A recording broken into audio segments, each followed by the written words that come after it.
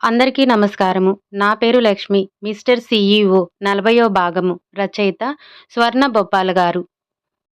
అంతగా ఏం ఆలోచిస్తున్నావక్క అంది వర్షిణి. ఏం లేదురా. అవును, నువ్వు ఈ టైంలో ఇక్కడికొచ్చావేంటి అంది రాధ. వర్షిణి చెప్పే సమాధానం కోసం ప్రసన్న కూడా ఎదురు చూస్తూ ఉంది. ఏం లేదక్కా. ప్రసన్న అక్క ఒక్కటే ఉంటుంది కదా! అందుకే వచ్చా అని చెప్పింది వర్షిణి.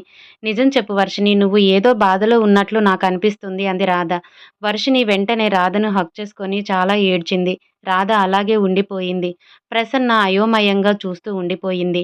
వర్షిణి ఎంతసేపటికి ఏడుపు ఆపకపోవటంతో ఏడవకు నాన్న అంటూ వెన్నుపై రాస్తూ వర్షిణిని ఊరుకోపెట్టడానికి ట్రై చేసింది రాధ. తనని తాను కంట్రోల్ చేసుకోవటానికి చాలా ట్రై చేసింది వర్షిణి.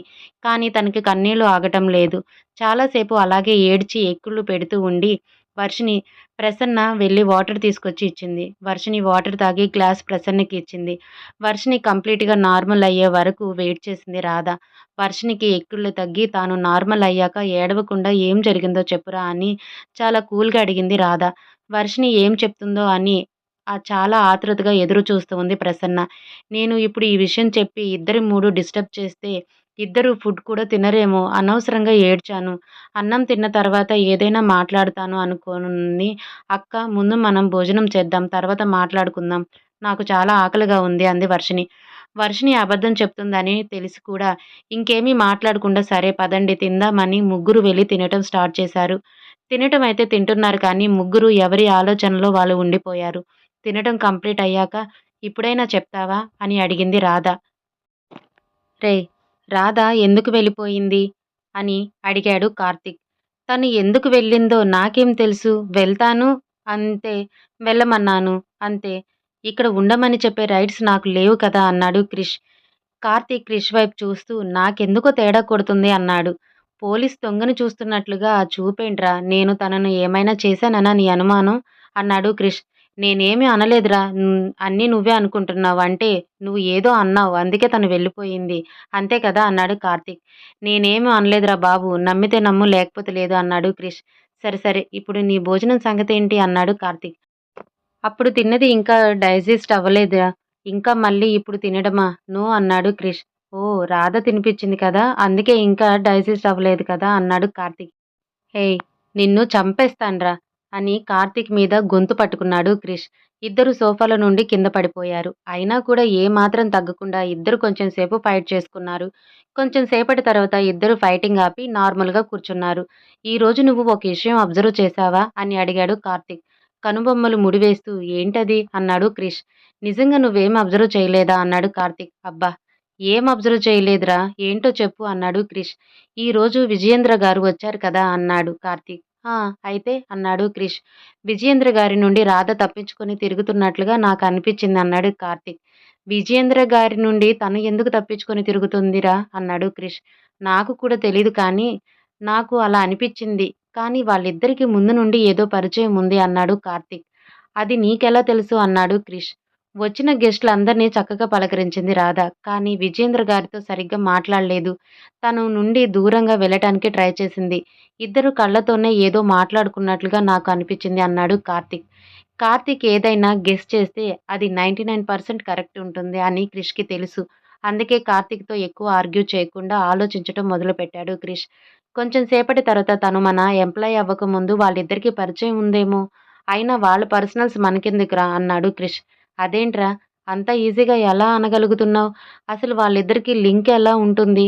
రాధ ఒక అనాథ అండ్ తను ఒక నార్మల్ అమ్మాయి. బట్ విజేంద్ర గారు నంబర్ 1 బిజినెస్ మ్యాగ్నెట్. ఈ ఇద్దరి మధ్య సంబంధం ఏంటి? అన్నాడు కార్తీక్. కొంచెం సేపు సైలెంట్‌గా ఉండి ఏమో నువ్వేమనుకుంటున్నావో చెప్పు అన్నాడు క్రిష్. ఐ థింక్ తనని వీళ్ళు అడాప్ట్ చేసుకున్నారేమో అన్నాడు కార్తీక్. కార్తీక్ వైపు రకరకాల ఎక్స్‌ప్రెషన్స్‌తో ఇస్తూ చూశాడు క్రిష్.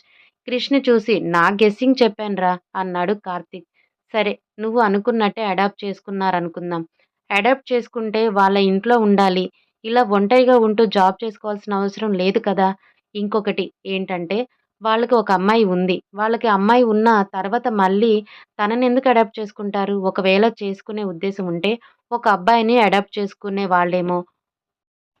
ఆల్రెడీ అమ్మాయి ఉంది కాబట్టి అన్నాడు క్రిష్. ఏమోరా! నాకైతే అలాగే అనిపిస్తుంది అన్నాడు కార్తీక్. విజయేంద్ర గారిని కలవటానికి వెళ్ళినప్పుడు నేను ఈ ప్లేస్‌లో ఉండటానికి నా కూతురు కారణం అని తను చెప్పిన మాట గుర్తు తెచ్చుకొని విజయేంద్ర గారి కూతురు మానస్ కలిసి చేసిన పని గుర్తుకు తెచ్చుకొని, అలాంటి అమ్మాయి ఇలా చేస్తుందంటే నేనస్సలు నమ్మను. కానీ చేసింది అనటానికి మన దగ్గర ప్రూఫ్స్ ఉంది. అండ్ నా కూతురు వల్లే ఇదంతా సాధ్యమని విజేంద్ర గారు చెప్పారు. ఇప్పుడు ఈ రెండిట్లో ఏది నమ్మాలి అని ఆలోచిస్తూ ఉన్నాడు క్రిష్. క్రిష్ ఏమీ మాట్లాడకుండా ఆలోచిస్తూ ఉండటం చూసి, ఏంట్రా నేను ఏదో సీరియస్‌గా డిస్కస్ చేస్తూ ఉంటే నువ్వలా సైలెంట్‌గా అయిపోయావు అన్నాడు కార్తీక్. నేను దాని గురించి ఆలోచిస్తున్నాను. నిజంగానే విజయేంద్ర గారికి, రాధకి ఏమైనా సంబంధం ఉందా? రాధని అడాప్ట్ చేసుకున్నారా? వాళ్ళకి కూతురు ఉండగా మళ్ళీ రాధని ఎందుకలా చేసుకున్నారు? ఒకవేళ చేసుకున్నా సొంత కూతురికి బిజినెస్‌ని అప్పగించాలి కానీ, అడాప్ట్ చేసుకున్న కూతురికి ఎందుకు అప్పగించారు? ఇవన్నీ మనం తెలుసుకోవాలి అన్నాడు క్రిష్. అవును అన్నట్లుగా తల ఊపాడు కార్తీక్. క్రిష్ అలాగే ఆలోచిస్తూ ఉండటం చూసి, ఆ అబ్బాయి ఎంతగా ఆలోచించామేంటో గానీ బ్రెయిన్ బ్లాస్ట్ అయిపోయేలా ఉంది. అర్జెంట్‌గా స్ట్రాంగ్ కాఫీ తాగాలి అన్నాడు కార్తీక్. ఇంట్లో మెయిడ్స్, కుక్ ఎవరు లేకపోవటంతో "రేయ్! ఇప్పుడు నీకు అర్జెంట్‌గా కాఫీ కావాలంటే నువ్వే కలుపుకోవాలి. ఇక్కడ మనకి చేసి పెట్టడానికి ఎవరూ లేరు. అందరిని పంపించేశాను" అన్నాడు క్రిష్. తాగాలి అనుకున్నప్పుడు తప్పుతుందా? వెళ్ళి కలుపుకొని వస్తానులే అని కిచెన్‌లోకి వెళ్ళాడు కార్తీక్. ఫోన్ చూస్తూ కూర్చున్నాడు క్రిష్. క్రిష్ వైపు చూస్తూ నువ్వు బాధపడకుండా నిన్ను ఏదో ఒక విషయంలో డైవర్ట్ చేయాలి అనుకున్నాను. కానీ ఇంత పెద్ద విషయం ఉంటుంది అని అస్సలు అనుకోలేదు. ఎలాగైనా సరే ఇది తెలుసుకొని తీరాలి అనుకున్నాడు కార్తీక్. వర్షిణి అలా ఎందుకు ఏడుస్తుందో అర్థమవ్వక చూస్తూ ఉండిపోయారు ఇద్దరు. ఎలా చెప్పాలి? చెప్తే అక్క ఎలా రియాక్ట్ అవుతుందో అని భయపడుతూ ఉంది వర్షిణి. కొంచెం సేపు వరకు చూసి వర్షిణి చెప్పకపోవటంతో, "వర్షిణి నేను అమ్మతో చెప్తాను" అని భయపడుతున్నావా అంది రాధ. లేదు అన్నట్లుగా తల ఊపింది వర్షిణి. "నువ్వు ఏం ఆలోచిస్తున్నావో నాకు తెలీదు కానీ నేను చెప్తాను విను. నువ్వు ఏం చెప్పినా సరే నేను అది అమ్మతో చెప్పను. నేను సాల్వ్ చేయటానికి 100% ట్రై చేస్తాను. సో, నువ్వు భయపడకుండా విషయమేంటో చెప్పు" అంది రాధ. రాధ చూసుకుంటుంది కదా! "నువ్వు ఎందుకంత భయపడుతున్నావు? ఏదైనా ఉంటే చెప్పు" అంది ప్రసన్న. "మినిస్టర్ కొడుకు నన్ను చాలా టార్చర్ చేస్తున్నాడక్కా" అంది ఏడుస్తూ వర్షిణి. "ఏం జరిగింది చెప్పు" అంది ప్రసన్న. వర్షిణి ఏం చెప్తుందో అని వినటానికి సిద్ధంగా ఉంది రాధ. వాడు నన్ను పెళ్లి చేసుకుంటాను అని బలవంతం చేశాడు. నేను వాడిని కొట్టాను. నన్నే కొడతావు కదా అని నీ అంతు చూస్తానంటూ యాసిడ్ తీసుకొని వచ్చి నా పైన పోయటానికి ట్రై చేశాడు. కానీ నేను నా శక్తినంతా కూడదీసుకొని వాడిని వెనక్కి తోశాను. అప్పుడే అటు నుండి వేగంగా వస్తున్న ఒక కారు వాడి కాళ్ళపై నుండి వెళ్ళింది. వాడు కాళ్ళు విరిగి ఉంటాయి. ఇప్పటికే నాపై చాలా కోపంగా ఉన్నాడు.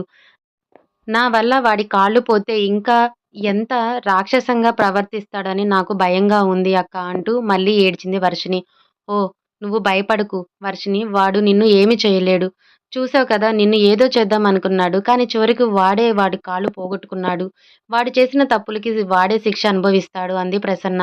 రాధ సైలెంట్‌గా ఉంది. రాధ అలా సైలెంట్‌గా ఉండటం చూసి, నువ్వు ఏం మాట్లాడకుండా అలా సైలెంట్‌గా ఉంటే నాకు భయంగా ఉంది. ప్లీజ్ ఏదైనా మాట్లాడు అంది వర్షిణి. "నువ్వేమీ కంగారు పడకురా! వాడు నిన్ను ఏమి చేయకుండా చూసుకునే బాధ్యత నాది" అని అంది రాధ. థాంక్స్ అక్కా అంటూ రాధను హగ్ చేసుకొని వర్షిణి వర్షిణి వెన్నుపై చేతితో తడుముతూ ఏదో ఆలోచిస్తూ ఉంది. అది గమనించిన ప్రసన్న తను ఏదో పెద్ద ప్లాన్‌లోనే ఉంది అని అర్థం చేసుకొని, "వర్షిణి తన వల్ల నీకు ఏం ప్రాబ్లమ్ ఉండదు. ఏదో ఒకటి చేస్తాము సరేనా?" అని అంది ప్రసన్న. సరే అన్నట్లుగా తల ఊపింది వర్షిణి. ముగ్గురు చాలా సేపు సైలెంట్‌గా ఉన్నారు. కొంచెం సేపు తర్వాత "అక్క నువ్వు ఇంత సడెన్‌గా ఇక్కడికి ఎందుకొచ్చావు?" అని అడిగింది వర్షిణి. "వెళ్ళి కంప్లీట్‌గా అక్కడే ఉండిపోలేను కదా! అందుకే వచ్చేసాను" అంది రాధ. "నేను అలా అనడం లేదక్కా. ఈరోజు ఫంక్షన్ అయిపోయింది కదా! ఈరోజే వచ్చేసావు కదా! పాపం మీ సారు ఒక్కరే ఉండి ఉంటారు కదా! అందుకే అలా అన్నాను" అంది వర్షిణి. అవును. పాపం సార్ ఏం చేస్తున్నారో, తిన్నారో లేదో అనుకుంది రాధ. ప్రసన్న రాధను పిలిచి ఇక్కడికి రావటం ఎందుకు? ఇంత ఆలోచించటం ఎందుకు? అక్కడే ఉంటే సరిపోయేది కదా! నేను తన గురించి ఎందుకు ఆలోచిస్తున్నానో నాకు ఇంకా వేరే పనేం లేదనుకుంటున్నావా? అంటూ అక్కడి నుండి వెళ్ళిపోయింది రాధ. అక్కా నేనొకటి చెప్తాను విను. నువ్వు ఏమి అనుకోవు కదా! అంది రాధ వెళ్ళిపోయిన తర్వాత ప్రసన్నతో వర్షిణి. ఏంట్రా చెప్పు అంది ప్రసన్న. అక్క ఎందుకు వచ్చిందో మనకి తెలీదు కానీ సార్ అంటే అక్కకి ఇష్టమేమో అని నాకు అనిపిస్తుంది అని అంది వర్షిణి. కదా! నాకు అలాగే అనిపిచ్చింది. కానీ తనని అడిగితే అలాంటిదేమీ లేదు అని అంటుంది అని అంది ప్రసన్న. అక్కకే కన్ఫర్మ్ లేదు. ఇంక మనకెలా చెప్తుంది అంది వర్షిణి. కన్ఫర్మ్ చేసుకునే లోపు ఇంకెవరైనా సరే లైఫ్‌లోకి ఎంట్రీ ఇస్తే అప్పుడు దీన్ని తట్టుకోగలుగుతుందా? అంది. ప్రసన్న. అబ్బా! అక్క నువ్వు అలా నెగెటివ్‌గా థింక్ చేయకు. అలా ఏం జరగదు కానీ అంది వర్షిని. ఇద్దరూ అలా మాట్లాడుకుంటూ కూర్చున్నారు. రాధ లివింగ్ రూమ్‌లోకి వెళ్లి కూర్చొని క్రిష్ కోసం ఆలోచిస్తూ ఉంది. కార్తీక్ కాఫీ కప్స్ తీసుకొని వచ్చేసరికి జగదీష్ గారు లోపలికి వస్తూ కనిపించారు. రేయ్! తనని బలవంతంగా ఇక్కడ ఉండటం అవసరం లేదని చెప్పు. తను వెళ్ళాలి అనుకుంటే వెళ్ళమని చెప్పు అని చెప్పు. ఎలాగో కార్యక్రమాలన్నీ అయిపోయాయి కదా! ఇంక లేని ప్రేమను నటించటం ఎందుకు అన్నాడు క్రిష్ జగదీష్‌ని చూసి. జగదీష్ కార్తీక్ వైపు చూసి లేని ప్రేమను నటించటం కాదు. ఉన్న ప్రేమను ఎలా తెలియజేయాలో నాకు తెలియటం లేదు. అయినా ఇది నా ఇల్లు. వాడు నా కొడుకు. నేను ఇక్కడే ఉంటాను అన్నాడు జగదీష్. అవునా! ఇన్ని రోజులు లేని ప్రేమ ఇప్పుడు ఎక్కడి నుండి వచ్చిందో క్రిష్. క్రిష్ ప్లీజ్ నేను చెప్పేది విను. అర్థం చేసుకోవటానికి ట్రై చెయి. నేను చాలా సార్లు చెప్పటానికి ట్రై చేసినా, నువ్వు కానీ, మీ అమ్మ కానీ ఎప్పుడూ నన్ను పట్టించుకోలేదు. ఇప్పటికైనా నేను చెప్పేది విను. నాకు నువ్వంటే చాలా ఇష్టం. నీ తర్వాతే ఇంకెవరైనా అన్నాడు జగదీష్. అప్పటికే కార్తీక్ కాఫీ కప్ ఇవ్వటంతో అది చేతిలో పట్టుకొని ఉన్న జగదీష్ అలా అనగానే కోపంగా కాఫీ కప్పు కింద పడేశాడు. రేయ్ క్రిష్ ఏం చేస్తున్నావురా? అన్నాడు కార్తీక్. జగదీష్ వైపు చూశాడు కార్తీక్. జగదీష్ ఇంకా ఏమీ మాట్లాడకుండా బాధగా అక్కడి నుండి బయటకు వెళ్ళిపోయాడు. జగదీష్ వెళ్ళిపోయిన తర్వాత కార్తీక్ సైలెంట్‌గా ఉన్నాడు. క్రిష్ కూడా ఏమీ మాట్లాడలేదు. తర్వాత మళ్ళీ ఫ్రెష్‌గా కాఫీ తీసుకొని వచ్చి క్రిష్‌కి ఇచ్చాడు కార్తీక్.